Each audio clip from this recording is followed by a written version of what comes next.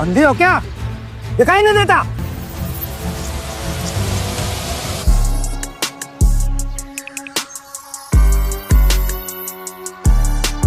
इस मामले से दूर ही रहे। इस काम के लिए आया है वही कर। अच्छा तो सुन, ये तेरी बहुत बड़ी गलतफहमी है। देवेन ने उसका कोट पकड़कर उसे उठाया और उस लड़की के पैरों में पटक दिया। अगर आज के बाद तूने किसी लड़की की तरफ हाथ तो छोड़, अगर देखा भी ना तो तेरी आंखें निकाल लूंगा। माफ कर दे। ये सब शोर सुन मिनिस्टर और विजेंद्र भी रूम से बाहर आ गए थे। आखिर एक मिनिस्टर के पीए से पंगा लेना किसी की औकात की बात थी क्या? पर कोई था जो इस हिम्मत से इम्प्रेस था, विजेंद्र शेखावत। दूसरी तरफ साउथ दिल्ली में विजेंद्र शेखावत अपनी मीटिंग खत्म करके शेखावत हाउस पहुंचे। गाड़ी से उतरते वक्त उन्होंने अपने ड्राइवर को हिचकिचाते देखा। क्या हुआ? कुछ परेशान लग रहे हो। सब ठीक है ना? नंदिता को ले आए कॉलेज से?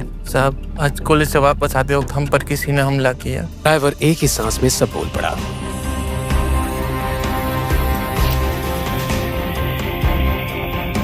नंदिता बेबी ठीक है, पर उनकी सुरक्षा के लिए हमें किसी बॉडीगार्ड को ढूंढना होगा। नंदिता बेटा, तुम ठीक तो हो? हाँ पापा, कुछ नहीं हुआ, मैं बिल्कुल ठीक हूँ। न कहीं चोट तो नहीं लगी? नहीं। बस अब कल से तुम कॉलेज नहीं जाओगी, और ये मेरा फाइनल डिसीजन है। पापा, इस बारे में हम बात कर चुके हैं, और महादेवी हमारा कॉलेज है। इसे आपने दादी के नाम पर बनवाया था, और मम्मा इस कॉलेज की प्रिंसिपल थी। तुम्हारी माँ के जाने के बाद ये कॉलेज क्रिमिनल्स का अड्डा बन चुका है। अगर ऐसी बात है तो आप कुछ करते क्यों नहीं? Take some legal action.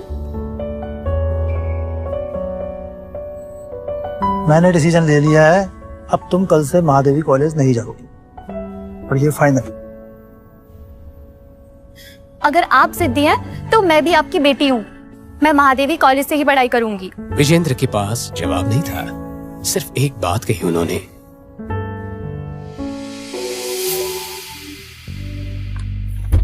अगली शाम विजेंद्र अपने खास आदमी रशिक के साथ देवेन के फ्लैट पहुंचे। सर, हम वो सरफिरे देवेन से मिलने क्यों जा रहे हैं? उसका पुराना बॉस बोला था वो मुसीबत है। रशिक, तुमने खुद ही अपने सवाल का जवाब दे दिया है। अब देवेन ही हमारी आखिरी उम्मीद है। थोड़ी देर बाद वो देवेन के फ्लैट के बाहर थे। बताइए क्या काम है? तुम्हें हमारा एक काम करना होगा। नहीं करूंगा। जानते हैं किससे बात कर रहा है? सब प्रधानमंत्री है क्या जो जानू? और तुम जैसे बहुत देखे हैं मैंने, समझा? देवेन, तुम हमारे लिए एक काम करोगे? अब बात बनी ना, ऐसे बोलोगे तो सुनूंगा मैं, वरना अपने पुराने बॉस की तरह आपको कब रेजिग्नेशन दे दूं मैं, मुझे भी नहीं पता। आइए बैठिए और बताइए काम क्या है?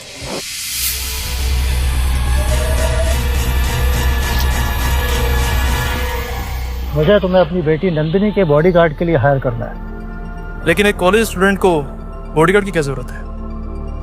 कॉलेज जाने के बाद तुम्हें सब समझ में आ जाएगा, लेकिन एक शर्त है।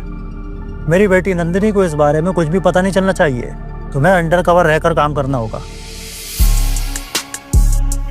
विजेंद्र जी, मैं अपने तरीके से और अपनी शर्तों पे काम करूं। अगर आपको कोई शर्त रखनी है तो आप किसी और को हायर कर सकते। You can go. शर्त नहीं, रिक्वेस्ट समझ लो। और मैं तुम्हें तुम्हारी मुंह मांगी सैलरी देने के लिए भी तैयार हूँ। ठीक है, लेकिन मेरी एक शर्त है कि रसीक मेरे काम में इंटरफेयर नहीं करेगा, और मैं महीने के 10 लाख लूंगा।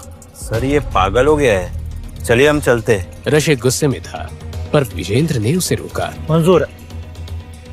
कल सुबह 9 बजे ऑफिस आकर मेरी सेक्रेटरी राधिका से मिल लेना। पेपर वर्क रेडी रहेगा। क्या बात है? विजेंद्र शेखावत, मुबारक हो।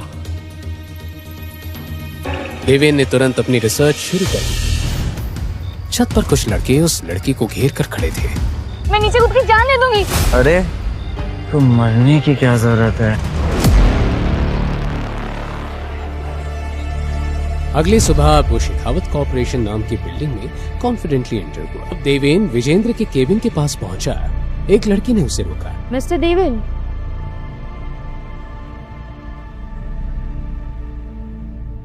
जी, आपकी तारीफ?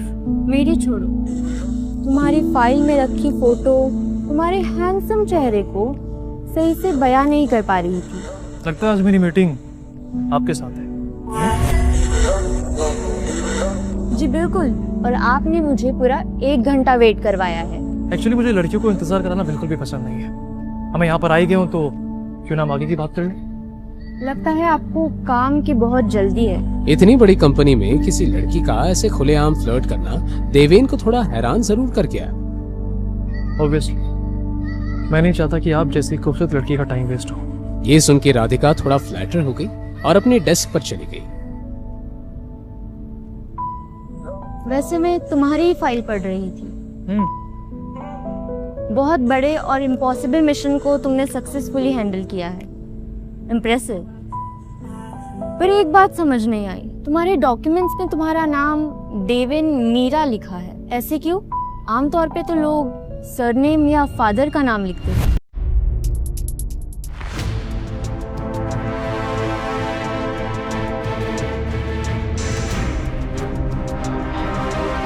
एक्चुअली देवेन की हर एक चीज खास है और मुझे लगता है कि आपको मैं कुछ ज्यादा ही पसंद आ गया। अब खास हो तो पसंद आओगे ही। रियली? वैसे मेरे नाम के अलावा अगर कुछ और क्वेश्चन है तो पूछ सकती हैं आप। संभाल कर देवेन जी, अपने क्लाइंट के सेक्रेटरी के साथ फ्लर्ट करना भारी पड़ सकता है। आपने मेरी फाइल देखी है ना? देवेन को हल्के काम वैसे भी पसंद नहीं होते। मैंने तुम्हारी फाइल देख ली, अब तुम अपने काम की फाइल देखो। इतना कहकर राधिका ने हंसकर एक फाइल देवेन के सामने रखी। इसमें सारी डिटेल्स है, नंदिता का फोटो और तुम्हारा एडमिशन लेटर भी। अच्छे से पढ़ लो। ठीक है, मैं चलता हूँ अभी, लेकिन आप ध्यान रखिएगा कि टाइम पर मेरे अकाउंट में मेरे पैसे आ जाने चाहिए।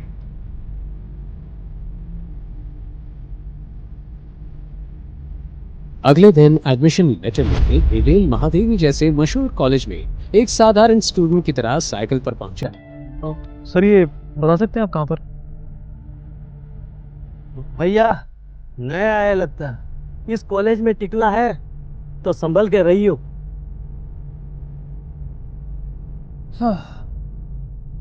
वैसे बाबू हमारी बात मानो तो यहीं से लौट के चले जाओ, तुम्हारे जैसे गरीब बच्चों के लिए कॉलेज नहीं है।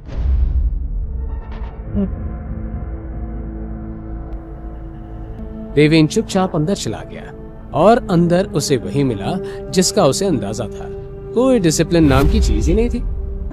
थोड़ी दूर जाकर उसने एक ग्रुप से पूछा, जी आप बता सकते हैं कि बीए फर्स्ट ईयर की क्लास कहाँ पर होती है? 1 मिनट, तुम तो यहाँ पे टॉयलेट साफ करने आए हो ना, तो क्लास जान के क्या करोगे?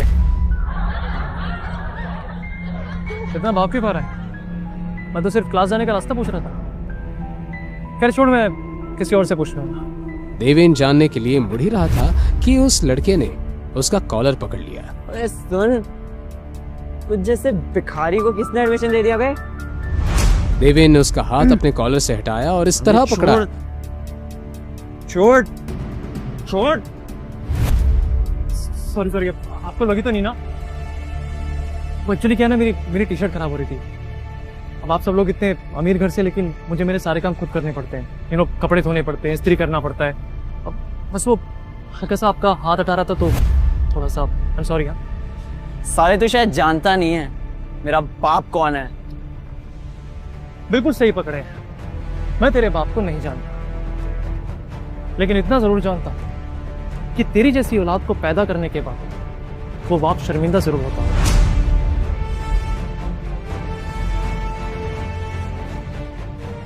बाहर देवेन जिस क्लास के बारे में पूछ रहा था उस क्लास के अंदर जाने जैसा कुछ नहीं था। आधी से ज्यादा बेंचेस खाली थी और जो कुछ स्टूडेंट्स थे वो भी ऐसे बैठे थे जैसे किसी गार्डन में हो। सुप्रभात। अस्थाना की हिंदी सुनते ही सबने मुंह बना लिया। उसे शुद्ध हिंदी में बोलने का शौक था। तो आप सभी विचार कर रहे होंगे कि मैं यहाँ क्यों आया, है ना? तो मैं आप लोगों को एक विशेष विद्यार्थी से मिलाना चाहता हूं। हाँ? पुत्र देवेन, आओ पुत्र, आओ आओ। देवेन, तो कौन हमारे नवीन छात्रवृत्ति विद्यार्थी देवेन के साथ अपना स्थल साझा करना चाहेगा? हाँ? नंदिता। हाँ? चलो चलो चलो, बैठो बैठो नंदिता के साथ। अपना नाम सुनते नंदिता का मुंह बन गया। विद्यार्थियों, सीखते रहो। हाँ, गुड मॉर्निंग मिस शेखावत। एक मिनट, प्रिंसिपल अस्थाना ने तो सिर्फ मेरा नाम बताया था, तुम्हें मेरा सरनेम कैसे पता? सरनेम? हाँ, एक्चुअली मिस शेखावत नाम, सरनेम। हाँ हाँ, लेक्चर।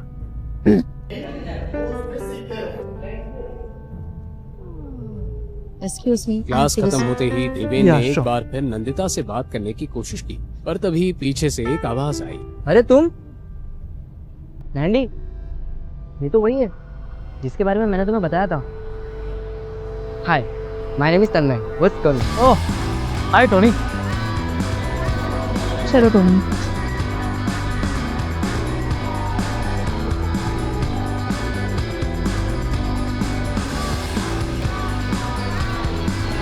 हाय। हेलो, अब तो क्लास भी खत्म हो गई, बात बता सकते हैं? कि वही है ना जिसका वायलेंट बिहेवियर कॉलेज का हॉट टॉपिक बना हुआ है, तुम लोगों का violent hero. Sorry miss Shekhawat, पर जिसे आप गुंडागर्दी कह रहे हैं दरअसल वो एक सेल्फ डिफेंस है। एंड बाय द वे, वो लड़के मिलके मेरी रैगिंग कर रहे थे, पर आप चाहते कि मैं चुपचाप खड़ा रहता? हाँ, ऐसे मारपीट करने के बजाय अगर तुमने कंप्लेन की होती तो ज्यादा हेल्पफुल होता। उसकी मासूम बातें सुन के देवेन के चेहरे पर हंसी आ गई, पर उसे बेकार मुस्कुराता देख नंदिता का गुस्सा बढ़ गया। वो टमटमाते हुए वहां से चली गई। कहकर टोनी भी उसके पीछे चला गया।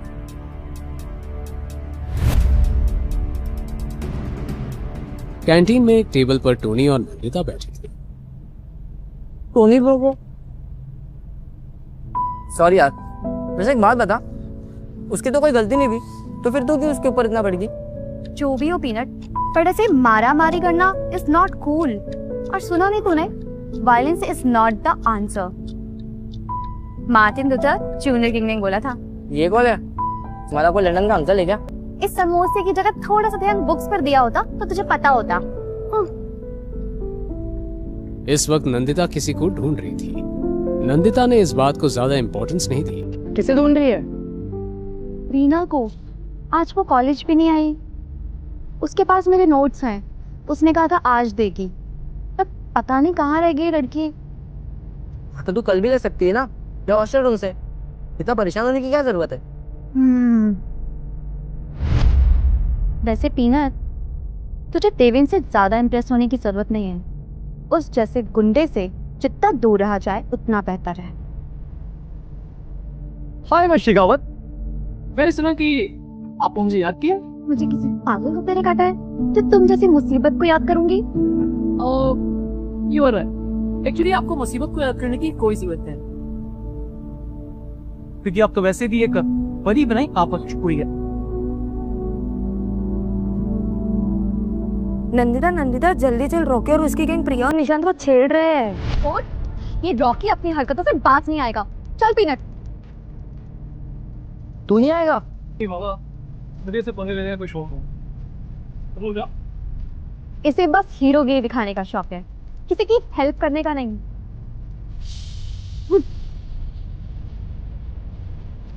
देवेंद्र रॉकी कॉलेज का गुंडा है, वो कुछ भी कर सकता है, और उसके डैड की पोजीशन के चलते कोई कुछ नहीं कर सकता। लड़की की चीख सुनकर सब घबरा गए, लेकिन सबसे ज्यादा हैरान हुआ देवेन। बिना वक्त बर्बाद किए वो तुरंत चीक की तरफ दौड़ा। तुम्हारी हिम्मत कैसे हो रॉकी? तुम ऐसे किसी को भी धक्का नहीं दे सकते हो, समझे? रॉकी और उसके दोस्त निशांत प्रिया को घेर के खड़े थे और निंदिता उनके बीच में प्रिया को संभाले हुई थी। तुम्हें बीच में आने की कोई जरूरत नहीं है, चुपचाप साइड में रहो। देखो, मेरी दोस्तों से शर्त लगी है कि इन दोनों के बीच चल रहा है और वो साबित करने के लिए इन दोनों को रॉकी निशांत का चेहरा प्रिया के पास ले जा ही रहा था कि तुम जानते हो ना, इस गंदी हरकत की वजह से तुम रस्टिकेट हो सकते हो। हद है यार। रॉकी अपने होठों को गंदी तरह दबाता हुआ नंदिता की तरफ बढ़ने लगा।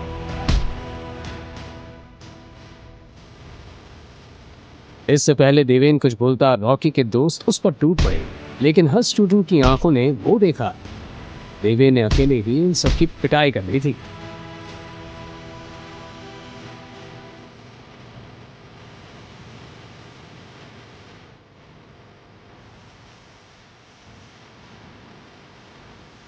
रॉकी से पंगा तुझे बहुत महंगा पड़ेगा देवेन। वो अपने दोस्तों के साथ वहां से निकल गया। यू इडियट, इतना मारने की क्या जरूरत थी? तुम्हें पता है रॉकी की डैड कौन है? अरे डिवीन ब्रो, आप? अब अकेले इसने मुसीबत मोल ली है तो हैंडल भी अकेले खुद करेगा। बड़ा आया हीरो बनने। चलो पीनट। अरे लेकिन अम्मे ने क्या कर दिया? वो साला रॉकी का बाप है कौन? पता लगाना पड़ेगा बेटा। चलो। इतने में देवेन का फोन बजता है। मेन गेट की तरफ बढ़ता हुआ वो कॉल पे कहता है, हाँ, मेरी नंदिता शेखावत से मुलाकात हो चुकी है। डोंट वरी, सब कुछ प्लान के अकॉर्डिंग होगा। बस आप अपना वादा मत भूलना, ठीक है? जैसे ही वो कॉलेज के बाहर निकला, उसने एक वैन देखी जो काफी देर से वहीं पेट्रोल कर रही थी। देवेन समझ गया दाल में कुछ काला है। वो कैजुअली बाहर निकला ही था कि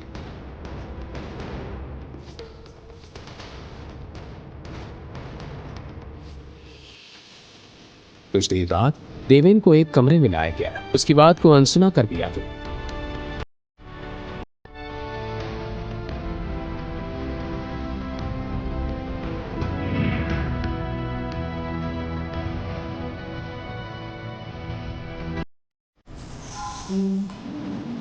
इसकी सजा तो जरूर तय करें। पहले इसकी शक्ल तो देख लूं। नकाब हटाओ इसका।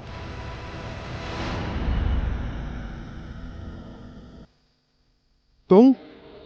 देवेन को देखकर वो आदमी भी हैरान रह गया। अगले ही पल वो घुटनों पे बैठ गया। देवेन भाई, माफ कर दो, गलती हो गई मेरे आदमियों से। हाथ छोड़ो, हाथ छोड़ो। देवेन भाई, मेरे बेटे से जरूर कुछ ना कुछ गलती हुई होगी। आपने जो भी किया बिल्कुल सही किया। मेरा बेटा नादान है, माफ कर दो। तो फिर समझा अपने नादान बेटे को, वरना तू मुझे अच्छे से जानता है।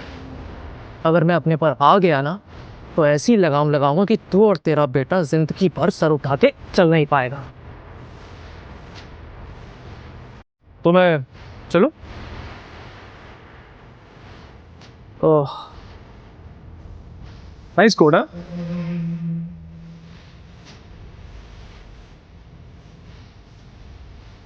तो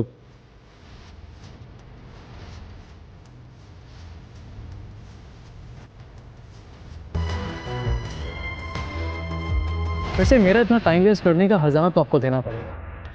और मेहमान को इतनी आओ वगैरह से बुलाया तो खाली हाथ थोड़ी ना भेजोगे। हाँ चलो, अब वो गाड़ी की चाबी दे दो मुझे। तुम nice nice, very good, come on come on come on. PA ने कांपते हाथों से देवेन को चाबी पकड़ा दी। चलिए फिर, take care, good bye, bye bye. Deven उस चाबी को उंगली पर घुमाता हुआ वहां से निकल गया। साहब, ये कौन था? इसे अब ऐसे माफी क्यों मांग रहे थे? तुम सब इसके बारे में ना ही जानो तो बेहतर है। लेकिन बस इतना याद रखना, कभी इससे दुश्मनी लेने की भूल मत करना। देवेन अपने दुश्मनों का ऐसा हाल करता है कि वो जीते जी मौत की भीख मांगने लगता है।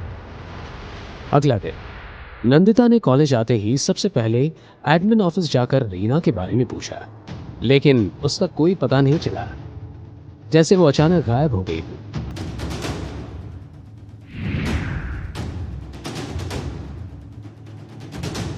देवेन क्लासरूम की तरफ जा ही रहा था।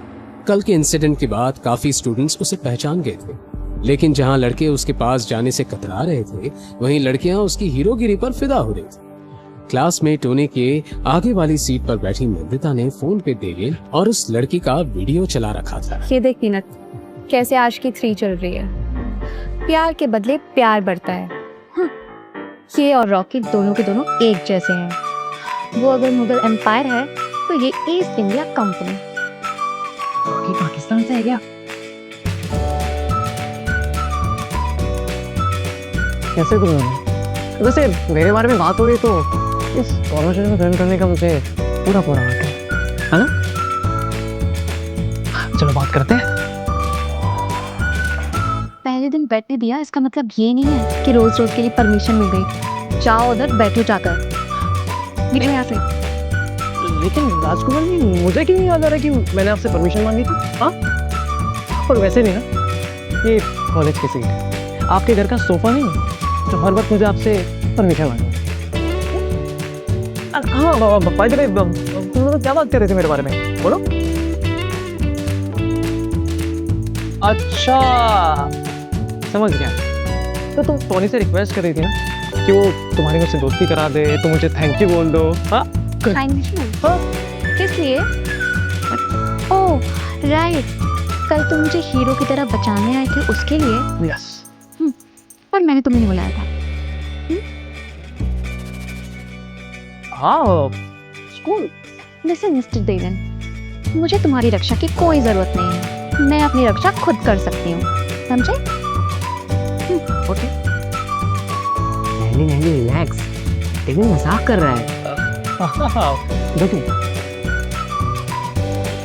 वैसे देवन, ऐसे सीरियस नोट, कल जो तुमने रॉकी के साथ किया उसके बाद तुम्हें कॉलेज नहीं आना चाहिए था। मुझे नहीं लगता वो चुप बैठेगा। टोनी की बात पूरी भी नहीं हुई थी कि क्लास में एकदम शांति छा गई। सब ने दूर की तरफ देखा और वहां रॉकी खड़ा था। उसके चेहरे पर कल की मार के निशान अभी भी दिख रहे थे। उसकी आंखों में गुस्सा था, लेकिन वो सीधा देवेन के पास आया। कल जो हुआ उसके लिए मुझे माफ कर दे। आगे से ऐसी गलती नहीं होगी। चल अच्छा है, मुझे तेरी गलती का एहसास हो गया। लेकिन तुझे पता है, आज मेरा मूड बहुत अच्छा है। जा, तुझे माफ किया, लेकिन अगली बार संभल कर। अभी तो मुझसे माफी मांगने के लिए अपने पैरों पर चलकर आया है,